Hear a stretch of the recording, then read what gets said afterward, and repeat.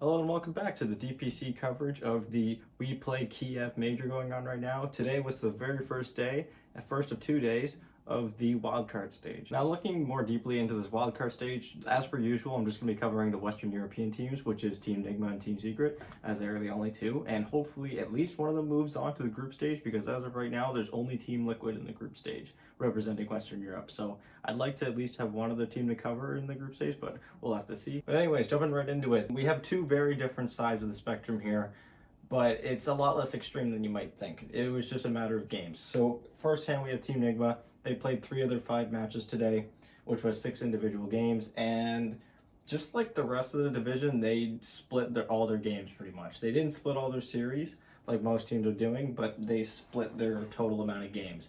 And so I think this major, as opposed to the last one, is going to be a lot less polar when it comes to teams at the very, very bottom with 0 wins, as opposed to teams at the very top that hadn't lost at all. I'm anticipating a lot of tiebreakers for this wildcard stage. Like I was saying, a lot of teams split all their series, so right now, the difference between first place and last place is literally 1 game. Looking at the first of 2 teams, we're going to start off with Team Nigma, where they started their day off playing against Vici Gaming. They split that series, dropping the first one.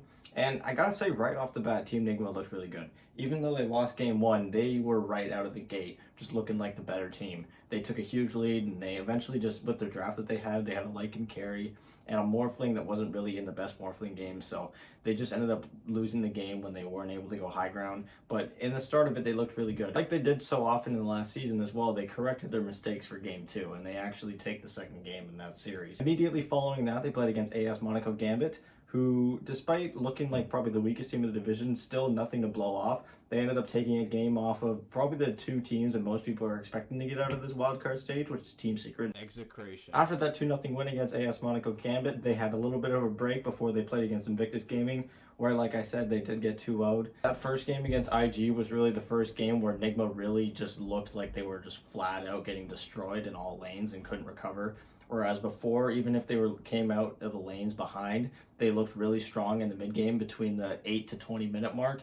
And Team Nigma had an average of taking the first Roshan at like 16 minutes in all of their games leading up to this one. This was the first game where they didn't get the first Roshan. They were that far behind in comparison to the other ones. If you watch the second game against Team Nigma, you know Kyle just went on and on about how perfect their play was. And honestly, I can't even deny it. Like, they were playing phenomenally, especially their mid-player Emo in that game 1, absolutely carrying them. If you haven't watched that series, I'd recommend it. Although you can argue that IG only really won that game because they got the Broodmother and they cheesed it, I think that what BSJ was saying on the panel was super accurate, that IG just had these 3 really active cores in game 1, these really active cores that could move around and were really elusive. Meanwhile, Nigma did not have any catch. They had 0 stuns, and they just had no real way to punish when heroes were out of position. And that's why Emo was able to look so dominant. Emo was just running into 4 heroes and not just carrying. He would literally stand there until he was about half HP, and he would just remnant out. 0 panic.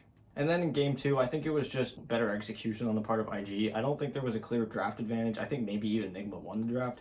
I think just Nigma didn't really execute it well enough, especially in that first part of the game where, like they were doing in previous games where they were taking Roshan really early. They tried taking it at about 11 minutes, and they were forcing it way too early. IG contested. They end up getting the Roshan. And Fly ends up, I don't think he died at all in that game.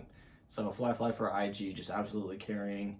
He looked fantastic, and getting that early Roche certainly helped him. So IG wins that one 2-0, and now we have Nigma sitting at 3-3, middle of the pack. They are technically at the top of the leaderboards, actually tied with IG. However, they have played 1 series more than them, so IG is in first place with 2 less games, which is pretty impressive. And every other team, like I said, every single team is separated by just 1 game. So it's a very close wildcard stage. Looking at their upcoming matches tomorrow, Nigma only has 2 games in which they play against first Execration, who split all 3 of the series they played against, which was IG, AS Monaco Gambit, and Vici Gaming. So they're not really a team that you want to blow over. A lot of people maybe not have heard of these guys because they are from the SEA region and because they finished 3rd place in that region. These guys are nothing to shy away from. They're taking games off of some of the best teams and some of the highly projected teams to move on to this stage and even do well in a tournament. And then to wrap off their wildcard stage, they do end up playing against Team Secret last, so I'm going to be super excited for that one. The 2 Western European teams playing against each other last.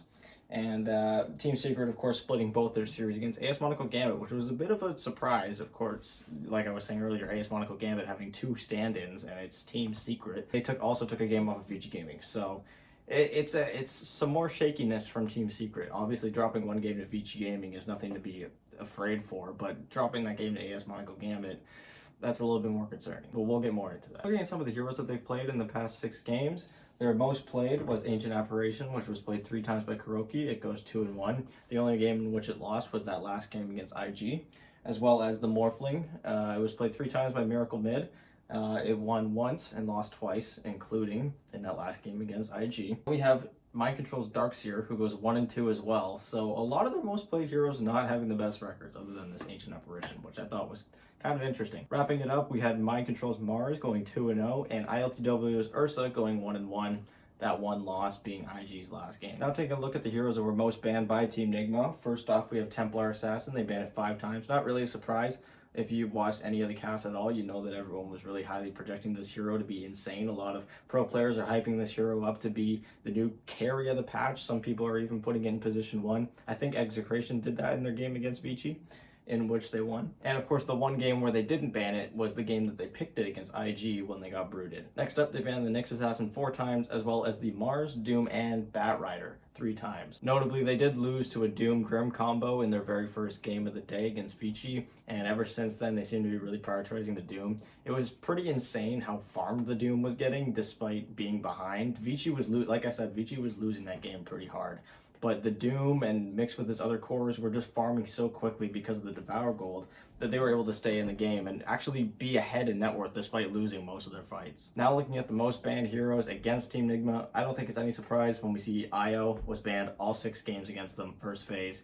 Not a surprise there. No team is going to let GH have his Io. And then coming in behind Io, we have Wraith King and Lycan, which were both banned 3 times. Of course, that Lycan being played in game 1 against Vici Gaming, and it looked pretty good up until they really had a struggle trying to push high ground, like I was saying. I don't think other teams are really trying to test their mettle against this Lycan hero. It looked pretty good for the first 30 minutes of that game. Now looking at some win rates when it came to side and pick order, I have the comparisons of Team Nigma's results from the regular season in comparison to now, but of course, because they've only played 6 games now as opposed to the 18 they played in the regular season, the sample size is considerably smaller, so the results might be a little bit skewed. But in general, a lot of it is red. And a lot of it is red because Nigma had such a good season, and right now they're just going even. So looking into it, their first pick win rate was 2-1 today.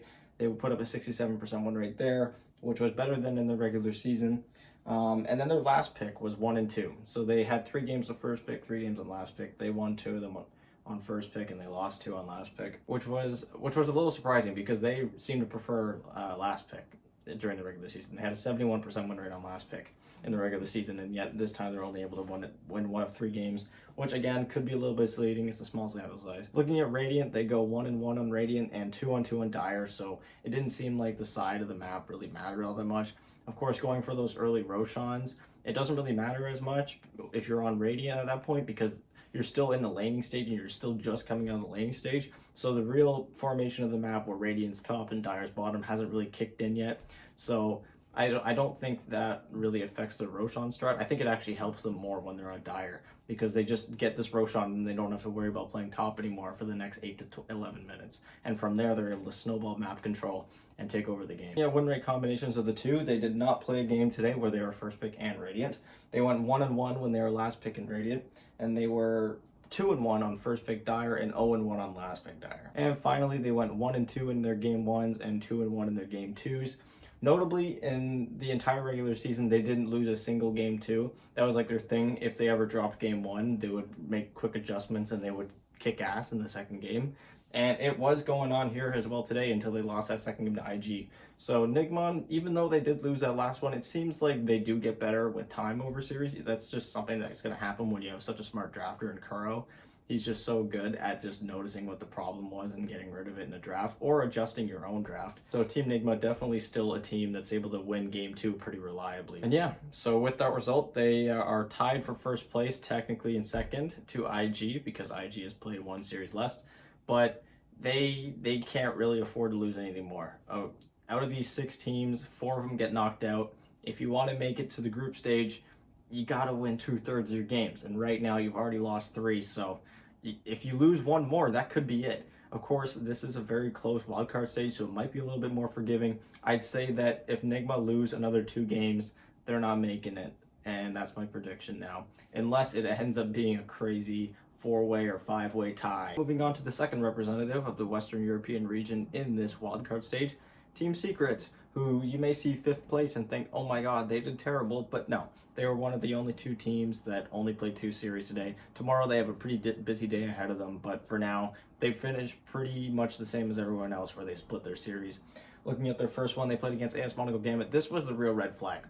Because like I've been saying, AS Monaco Gambit had 2 stand-ins representing them. And yet they still dropped a game in that series. And moving on, they played against Vici Gaming, which of course is a much tougher opponent, so dropping 1 game is a lot more respectable. But nonetheless, they finished 2-2 on the day.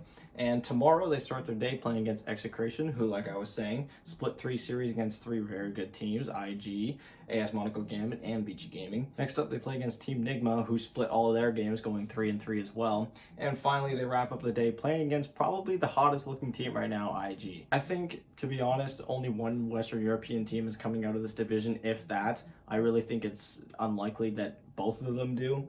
And so I think their series against each other tomorrow is going to be super intense. I think the winner of that is going to end up being the Western European team that represents them in the group stage with Team Liquid. Looking at some of the heroes that Team Secret played, in the 4 games that they played, there were only 2 heroes that they played more than once. They played 18 heroes out of 20 possible, which were Puck going 2-0, played by Nisha, and Rubik going 1-1, played by Yapsor. Now looking at the heroes that were most banned by Secret, we had Enchantress that was banned twice, we had Templar Assassin who was also banned twice, and finally we had Mars and Timber who were also banned twice. The reason I put Enchantress and Templar up there on their own is because when they were banned first phase, whereas Mars and Timber were always banned second phase. Of course, the numbers are very low. They've only played 4 games, but considering those heroes were banned from half of them by Team Secret is pretty considerable. Wrapping up with the heroes most banned against them, we had Ancient Apparition, which was banned in literally all 4 games that Team Secret played. In the first phase, they did not have a single chance to draft that hero, which is total opposite to Team Nigma, who has had that hero first picked against them and for them in pretty much every single game they've played today. Moving on, they had Nisha's Morphling, which I was talking about in my Team Secret season review that went 3-0 in the regular season. That was banned twice against them, as well as Enchantress being banned twice against them. So Enchantress banned in all 4 games. It just was switching sides on who was banning him. Now looking at their win rates, and like I was saying with Team Nigma's, this is an even smaller sample size, so please take this with a grain of salt. I'm simply writing this down because I really like looking at the stats and I really like seeing how it's going to unfold tomorrow. So starting off, they go 1-0 on first pick. They go 1-2 on last pick. So it seemed like they were prioritizing last pick more considering they got it 3 times. And they were not doing so well with it. They go 2-1 on Radiant, 0-1 on Dire. On first pick Radiant, they go 1-0, as well as last pick Radiant. On first pick Radiant, they go 1-0, and on last pick Radiant, they go 1-1. They did not play a game where they were first pick on Dire, and when they were last pick on Dire, they lost that 1 game. Finally, looking at their games, in game 1, they went 2-0, and in game 2, they went 0-2. Which is kind of strange because Team Nigma was the opposite, where they would get better throughout a series, whereas Team Secret, who I think have a very similar coaching persona, where you have this coach that's been around the game for so long and has such a crazy mind when it comes to drafting, really being a little bit lackluster in the draft, where they would win the game 1 and maybe they would just take a backseat too hard and they'd end up dropping that second game. Overall, pretty middle of the road day for both teams. These second place and 5th place results here are a little bit misleading, like I've been saying, because pretty much every team split every single series. The only 2 teams that did not end with a split today were IG going 3-1 and AS Monaco Gambit going 2-4. Anyways, this was my quick review of the first day of the wildcard stage of the WePlay Kiev Major. Thank you so much for watching. I'm going to be having a part 2 coming up tomorrow at around the same time when the wildcard stage is completed, so have an eye out for that, and if you have not yet, please subscribe. Feel free to leave a suggestion and feel free to leave a prediction on who you think the 2 teams leaving the wildcard stage are going to be. But yeah, thank you guys so much for watching, and I will see you guys tomorrow. Bye.